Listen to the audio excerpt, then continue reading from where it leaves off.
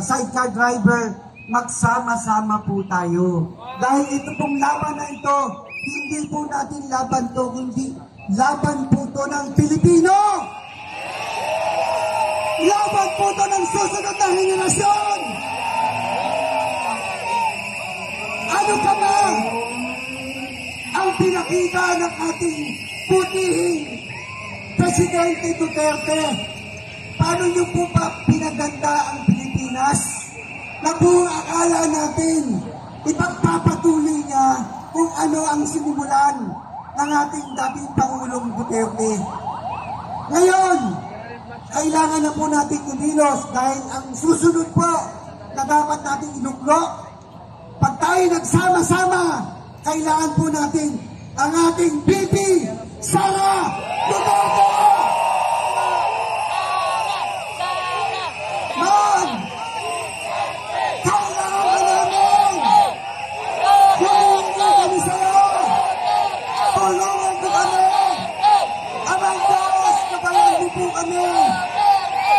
Kailangan na po tayo, palitan na, tama na, sobra na, lahat ng kasalanan nandito na.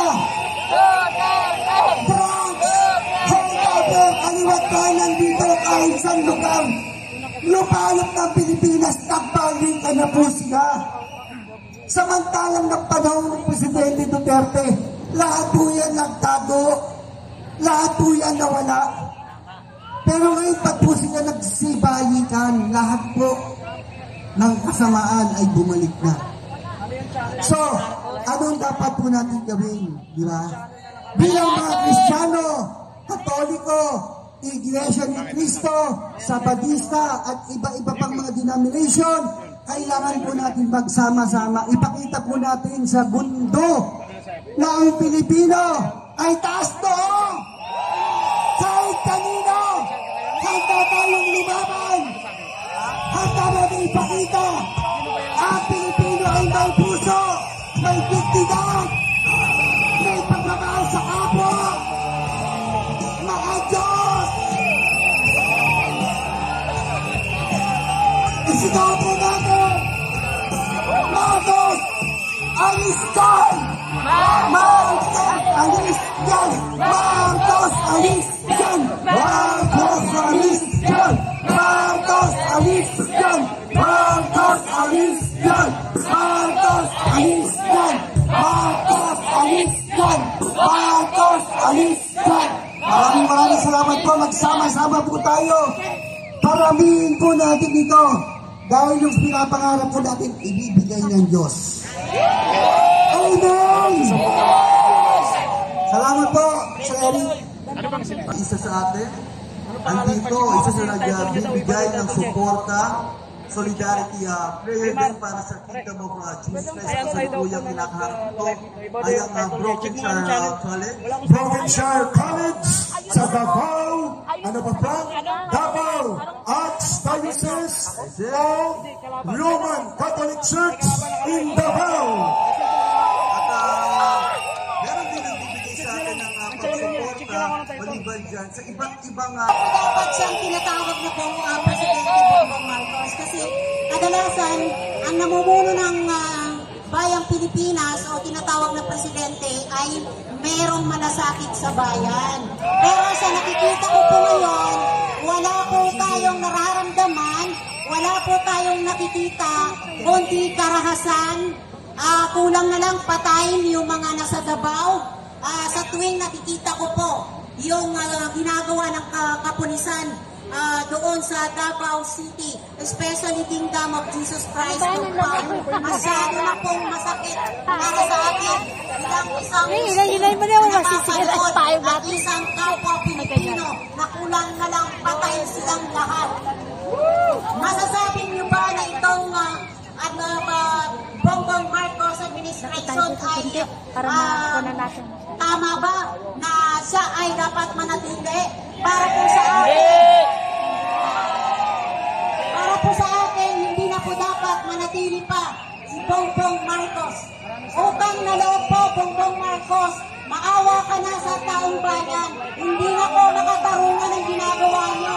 Yung ginagawa niyo po sa KOJC at sa mga Duterte at totoo lang, hindi naman po talaga ang nasadya niyo ay si Pastor Kibuloy, kundi para hukayin ang sinasabi niyong heartbeat. Saan ka po makakakita na ang heartbeat ay lupa? Meron pang heartbeat ang lupa! Naku po, isa na lang talagang masasabi ko dyan, kabangagan. Panawagan po natin, kaya po tayo nandito sa pagtitipon na ito ay para manawagan kay Bongbong Marcos. Bilang isang Muslim, Maranao Tribe, nananawagan po kami, Pangulong Bongbong Marcos, maawa po kayo, hindi na po kayo karapat-dapat tawagin Pangulo ng ating bansa. Dahil hindi na po kayo makakarungan, wala po kayong puso. Akalain mo, sasabihin mo, walang mga armas, walang tear gas. Siguro nung nagsasalita ka, kakatapos mo lang bumatak ng cocaine. Wala kang awa sa Pilipinas. Wala kang awa sa mamamayang Pilipino. Hindi ka karapat-dapat. Kami ay nagkamali na bumoto sa'yo. Para tawagin kang Pangulo ng Pilipinas, hindi po makakarungan. Hindi na po dapat tawagin Pangulo. Isa ka po Pangulo na walang puso na pumapatay sa mga Pilipino. Pinapatay niyo ang mga Pilipino sa kabaliwangan. Tumataas ang presyo ng lahat ng bilihin. Unang-una na po dyan, yung bigas na ang pangako mo nung bago mag-eleksyon ay gagawin mong 20 pesos. Yung payong nyo, ibaba ng konti. Hanggang ngayon, ang mga bawang Pilipino, hinahanap po ang 20 pesos. Kung meron man, mapahula po yun. Hindi na po kailangan kainin. Marcos sinungaling! Marcos sinungaling! Marcos sinungaling! Marcos sinungaling! Mga kababayan, panawagan ko sa BARM, Bangsamoro Autonomous Region Muslim Mindanao, makikiusap po ako sa inyo. Kung talagang mahal niyo po ang bayang Pilipinas, sana po sumuporta po kayo na manawagan dyan sa Bangsamoro Autonomous Region Muslim Mindanao. Pagpapigil na ang mga tao na Bongbong Marcos! Palayasin si Marcos! Palayasin si Marcos! Palayasin si Marcos! Palayasin si Marcos! Sa mga kababayan ko dyan sa Mindanao, huwag po natin isipin ang karangyaan ng buhay kung ang sa paligid mo ay mamamatay sa gutom. Bilang isang Muslim na nandito Wala na? na para manawagan, utang na loob sa aking mga kababayan, lalo ka na Tore, makikiusap naman ako sa'yo, taga-Coronadan ka, huwag kang sumunod sa maling pamamalakad, iba Tore Bertugo! Tore Bertugo! Tore Bertugo! Tore Bertugo! Tore Bertugo! Impacto! Tore Bertugo! Impacto! sa ating PNP chief ng Pilipinas, kayo po ay inilagay dyan. Sa kinalalagyan nyo, anong ginawa nyo? May pasayaw-sayaw pa kayo. May pa-party-party kayo. Paano natin tatawagin na ang mga PNP ay protect and to serve people kung kayo mismo ay pinapatay nyo ang mga walang sandata. Pinapatay nyo ang mga taong kaawa-awa. Mga berdugo, Puso. mga berdugo at manhid, Kayo. mga berdugo at manhid. Mga kababayan kong Muslim, especially sa Mindanao, nakikiusap po ako, lalo ka na, Congresswoman Nograles, sana naman, panindigan mo ang pagiging gagawin niyo mo! Sipain si Nograles, patansikin na rin. Sipain si Nograles, patansikin na rin. Inutin. Binigyan ng kaibigan ang kapatid mo ng tatlong posisyon, pero anong ginagawa mo? Pinapatay mo ang kapwa mong gagawin niyo! Congresswoman Nograles, inutin, palayasin, inutin, palayasin. Wala kang puso, mababae mong tao, parang kailan lang nakikipag-selfie ka pa kay Vice President Inday Sara. Wow. Mga wala kayong utang na loob, binigyan kayo ng karangyaan, tatlong posisyon, pero anong ginagawa mo? Sinisiraan mo ang taong nagbigay sa inyo, nagluklok para mabigyan kayo ng magandang buhay dahil ang mga Duterte ay mga mababait na kaibigan.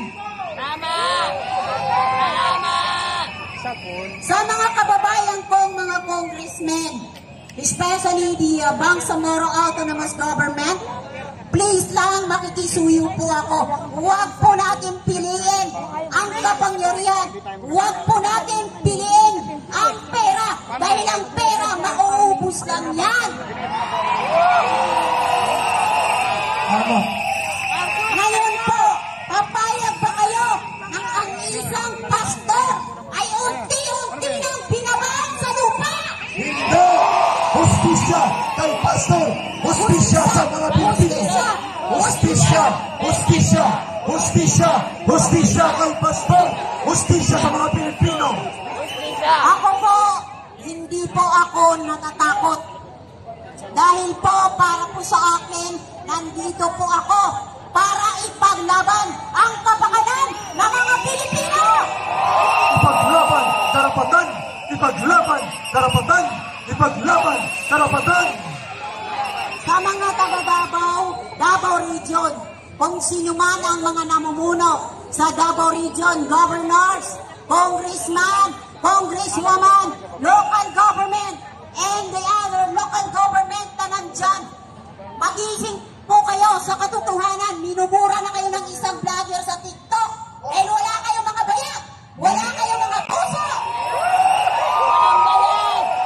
Walang paninindigan, mga duwag at buhay ng politiko. Mananawagan po ako sa mga kabinete na dating nakinabang kay Tatay Digong, mahiya naman kayo! Mahiya, mahiya panindigan, mahiya, mahiya, manindigan kayo. Mga wala kayong utang na loob pagkatapos kayong pagkatiwalaan ng isang Rodrigo Rua Duterte. Alam nyo ho, sa totoo lang hanggang ngayon, 2015 nung namit ko si Tatay Digong sa Mandaluyong. And up to now, siya pa rin ang tinitingala kong Pangulo ng Pilipinas. Duterte! Duterte! Duterte! Duterte! Duterte! Hanggang dyan na lang muna ang aking masasabi. Basta po, uulitin ko lang po sa mga kabinete naman at sa mga senador, magkaroon naman po kayo ng bayag. Hindi po kayo puro pamimera. Malapit na ang eleksyon! Hindi namin kayo ibubuto. Lalo na ang mga line-up ni Pangag, Bomba, Ayun! Maraming salamat, Ma'am Saila ng Muslim Women for Peace. Ako, grabe. Isang chat muna.